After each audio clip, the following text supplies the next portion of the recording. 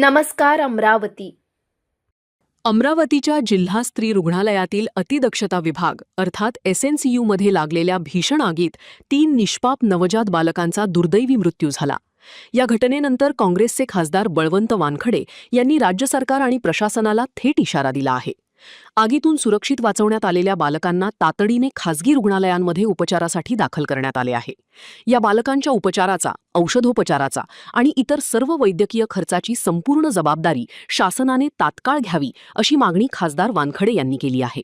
खासगी रुग्णालयात उपचार घेत असलेल्या बालकांच्या सुरक्षिततेची जबाबदारी ही प्रशासनाचीच असून उपचारादरम्यान एखाद्या बालकाला काही कमी जास्त झाल्यास किंवा त्याच्या जीविताला धोका निर्माण झाल्यास रस्त्यावर उतरून तीव्र लढा उभारू असा इशाराही खासदार बळवंत वानखडे यांनी दिला आहे. तसंच या दुर्घटनेत मृत्यू झालेल्या बालकांच्या वारसांना सरकारने जाहीर केलेली आर्थिक मदत कोणतीही दिरंगाई न करता तातडीने सुपूर्द करावी अशी मागणी त्यांनी केली. रुग्णालयातील निष्काळजीपणाची सखोल चौकशी करून दोषी अधिकाऱ्यांवर आणि संबंधितांवर कठोर कारवाई करावी, तसंच पीडित कुटुंबांना न्याय मिळवून द्यावा अशीही मागणी खासदार वानखडे यांनी केली आहे.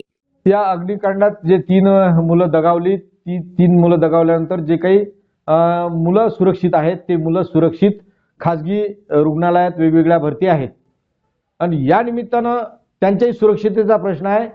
सरकारनं तो पूर्ण करावा, त्याच्यावर पूर्ण लक्ष द्यावं. त्यांचा जो औषध पाणी आहे तो उपचार आहे, उपचाराचा खर्च सरकारनं पूर्णतः करावा.